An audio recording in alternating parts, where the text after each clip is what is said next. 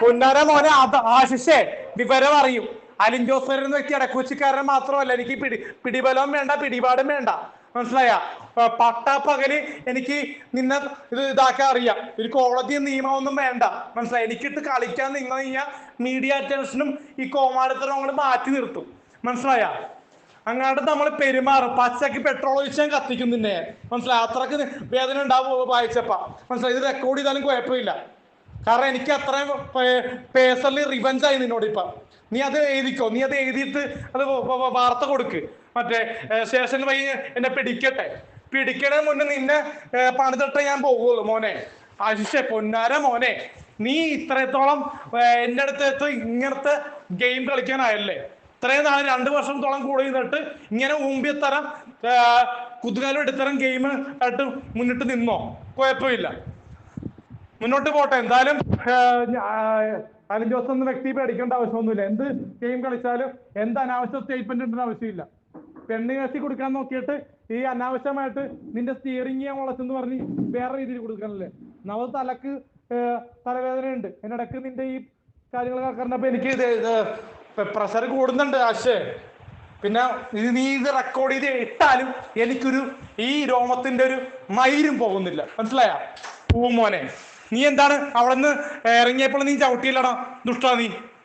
നീ കാണാടാ ഞാൻ. ഇത് നിയമമെങ്കിൽ നിയമ പോരാട്ടം. മനസ്സിലായത്? നീ കോടതി കാണാടാ കോടതിയില് മോനെ. കോടതി നീ പോകാടാ. ആര് ജയിക്കുമെന്ന് നമുക്ക് നോക്കാം. ലോകം മൊത്തം എതിർത്ത് നിന്നാലും എന്റെ കൂടെ ദൈവം എന്ന് പറഞ്ഞ വ്യക്തിയുണ്ട്. മനസ്സിലായ? ഈ സ്റ്റിയറിംഗ് എന്ന് പറഞ്ഞ സാധനം തിരിച്ചെന്ന് പറഞ്ഞൊരു പരാതി എനിക്ക് ഞാൻ കണ്ടു. മനസ്സിലായ? അത് ഞാൻ നോക്കിക്കോളാം. ഞാൻ പ്രസ് മീറ്റ് വിളിച്ചിട്ട് പറഞ്ഞോളാം. എന്നിട്ട് ഞാൻ ജയിലിൽ പോണ വേണ്ടെന്നുള്ള ഞാൻ തീരുമാനിച്ചോളാം. ആർക്കെതിരെ കേസ് എടുക്കുമെന്ന് ഞാൻ തീരുമാനിച്ചോളാം. മനസ്സിലായ?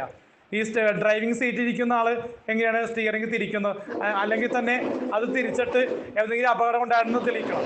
താനൊന്ന് തെളിയിക്കുക. അനാവശ്യമായിട്ടുള്ള പോയിന്റ് വരെ പറയണ്ട രാജേഷേ. കുടുംബം കത്തിക്കോട്ടാ. നീ അതും നീ റെക്കോർഡ് ചെയ്തിട്ടോ.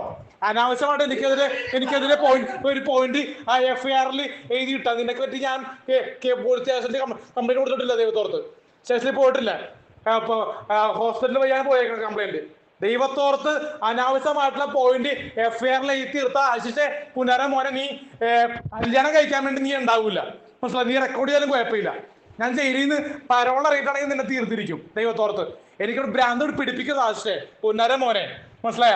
കാരണം ഒരു AJP എന്ന് പറഞ്ഞ അലിൻ ജോസ് പെരേരക്ക് വേറെ സ്വഭാവമുണ്ട്, വൃത്തിയുടെ സ്വഭാവമുണ്ട്. മറ്റേ കത്തി അല്ലെങ്കിൽ തോക്ക്, ബോംബ്, ഇങ്ങനത്തെ പല ഐറ്റംസും നമുക്ക് വേണമെങ്കിൽ സെറ്റ് ചെയ്യാം. കാരണം എനിക്ക് വേണമെങ്കിൽ പിടിപാടും കാര്യങ്ങളൊക്കെ ഉണ്ട്. മനസ്സിലായ?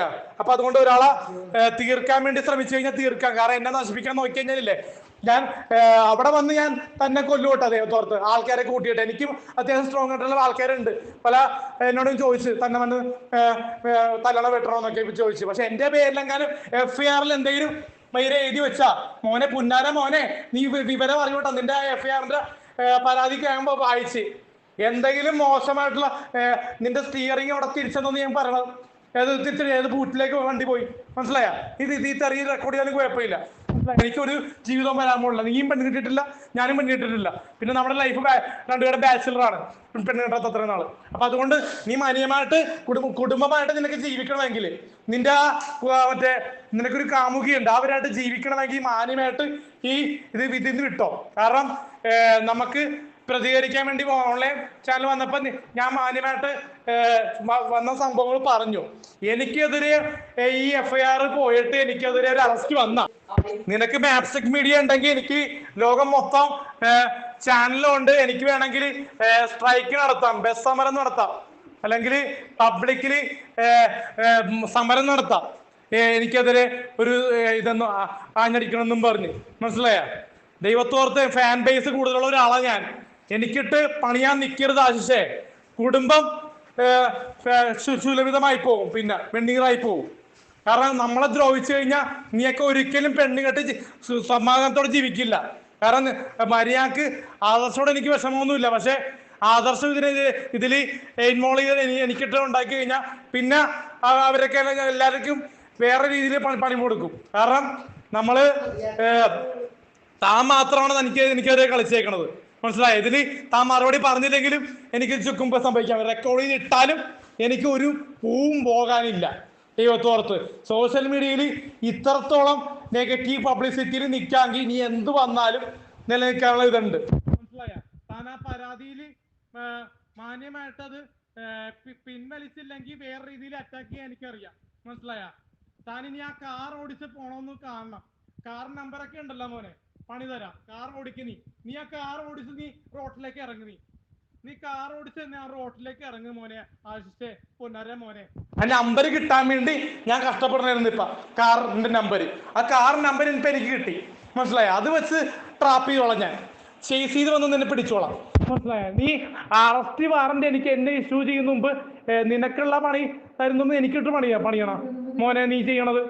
Rascal bloody fool.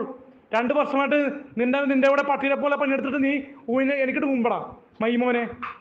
കാണിച്ചടാ, കാണാടാ ഞാൻ. പട്ടി മോനെ, നിനക്ക് 10,000 വിലടാ, നിനക്ക് 20,000 തരാടാന്ന് അറിയും മോനെ. നിനക്ക് 10,000 തരാൻ വേണ്ടി നീ പറഞ്ഞു കൊടുത്തല്ലേ? നിനക്ക് തരാം. 10,000 അല്ല, 10,000 കോടി തരാം. 10K crore. മനസ്സിലായ? 10,000 കോടി തരാം നിനക്ക്. മനസ്സിലായ? കോടി തരാം, കോടി. നാളെ എന്തായാലും ഒരു പ്രസ് മീറ്റ് പോകുന്നുണ്ട് ഈ ക്ലാസിന്റെ എതിരെ. മനസ്സിലായ? 2 വർഷം നിന്റെ PR ചാനലിന്റെ എന്റെ റവന്യൂ നോക്കണം മൈമോനെ. മനസ്സിലായ? നീ എന്നാ ഡിലിറ്റ് എന്റെ ഇന്റർവ്യൂസ് മൊത്തം ഡിലിറ്റ്. നീ അങ്ങനെ ഡിലിറ്റ് ചെയ്യടാ എന്റെ ഇന്റർവ്യൂ പട്ടി മോനെ. മനസ്സിലായ? ഡിലിറ്റ് നീ ഇന്റർവ്യൂ, പിന്നെ എല്ലാ ഇന്റർവ്യൂ ഡിലിറ്റ്. എന്നിട്ട് നീ ചാനൽ റവന്യൂ നോക്ക്. നീ അല്ലെങ്കിൽ ആ ചാനൽ റവന്യൂ എടുത്തിട്ട് പറയടാ മോനെ.